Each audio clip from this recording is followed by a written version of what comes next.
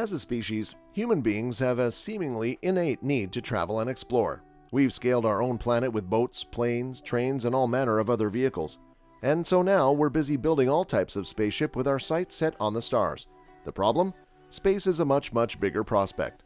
So today, we're uncovering the extraordinary secret to interstellar travel. Can it ever be possible? Stay tuned to find out.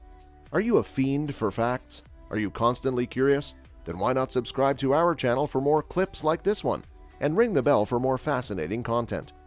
Interstellar travel refers to any travel through space between stars or planetary systems. Human beings are the most intelligent species on Earth, but still the concept represents the tallest of tall orders for us. But of course, that hasn't stopped us from trying to work it out. One of humanity's most pressing questions is whether or not we're alone in the universe, and in the quest for answers, we have already identified a number of planets beyond the solar system that could potentially host life. So our motives are fairly clear. Interstellar travel would enable us to actually visit these worlds, experience them, and broaden our horizons. And it should be said that in one way we have already managed to leave the solar system, or at least the heliosphere, with the Voyager 1 and 2 space probes, which are both traveling through interstellar space right now. It'll be a very long time before they even reach anything else of note though, with even the most generous predictions saying we're likely to lose them somewhere in the Oort cloud. The closest star system to us is Alpha Centauri, home to the potentially habitable planet Proxima Centauri b. But right now, it mostly serves as a reminder of just how impossibly far away everything else in the universe is.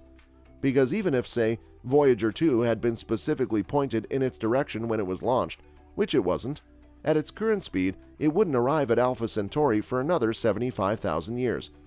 I don't know about you, but I don't think NASA budgets for those kinds of timelines.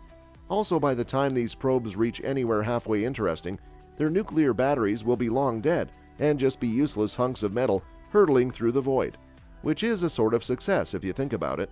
It's not like our ancestors were able to accomplish such tests as tossing random junk between the stars, but it's probably also not exactly what you imagined interstellar space travel to be like.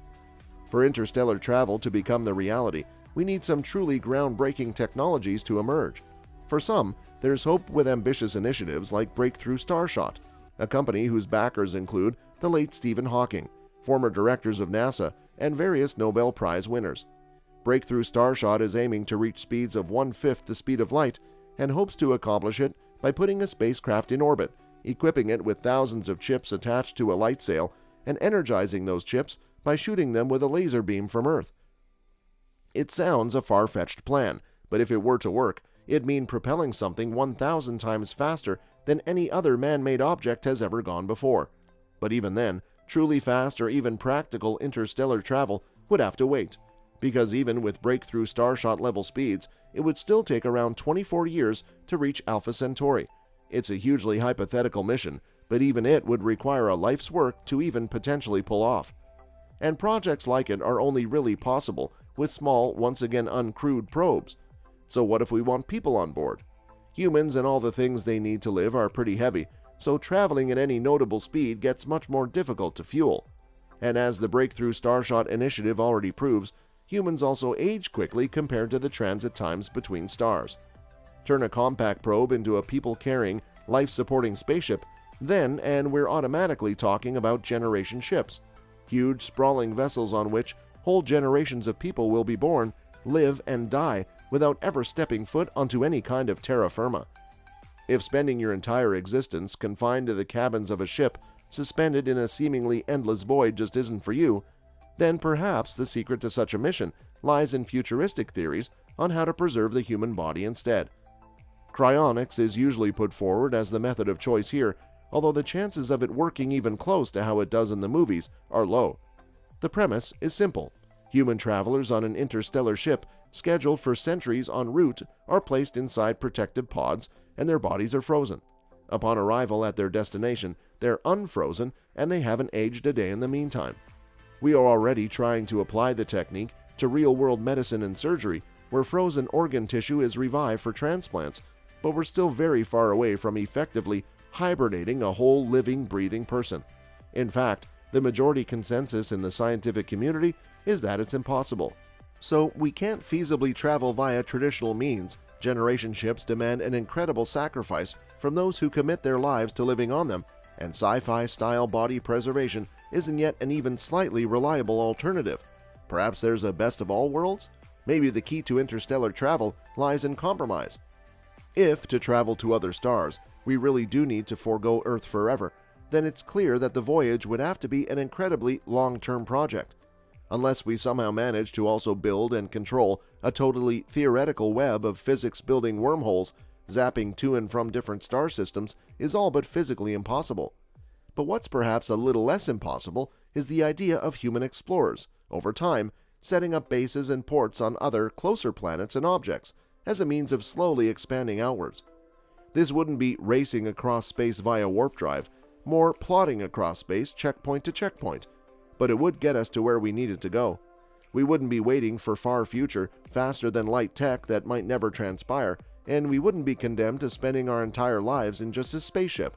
But those who chose to take the trip would still be giving up Earth for good, in favor of a life dedicated to setting up humanity's next off-Earth outpost, wherever that is. In theory, it's simple. In practice, not so much. Our struggles to even begin planning a mission to Mars are testament to just how tricky any journey outside of Earth's orbit is, and our reluctance to return to the Moon is arguably led by the memory of just how difficult the Apollo missions were in the first place. But if we're to ever see other worlds, then right now it seems like the only option, a series of one-way trips from one planet to the next, until eventually we reach another star system entirely. The prospect throws up all manner of concerns in itself, including how we could reasonably hope to keep such ardent travelers safe, how we could realistically expect to terraform the new worlds we came across, and how we could even monitor the progress of such a mission, given that it'd play out across multiple lifetimes and reach never-before-known distances from Earth. But all of those problems are still probably easier to solve than the conundrum at the heart of interstellar travel: faster than light speeds. Even were we to somehow get as close as physically possible to the universal speed limit at a totally hypothetical and unlikely point in the future and achieve a manned ship traveling at 99% the speed of light, it would still take us over 4 years to reach even the closest alternative star system. A return trip would still demand almost a decade of everyone's lives. As for the millions of other worlds out there, they could still be forever out of reach, growing further and further away as the universe expands. So, short of cheating the laws of physics and aiming for what's physically impossible, we're in this one for the long haul. As in, the really long haul. Interstellar travel is doable, but only at excruciatingly slow speeds. And the problem is that our baby steps out into the universe are actually mammoth journeys in themselves, the likes of which we're yet to even begin to master. First the Moon, then maybe Mars, then the rest of the solar system, then the rest of everything else out there. The secret is patience. Lots and lots of patience. What do you think? Is there anything we missed? Let us know in the comments. Thanks for watching.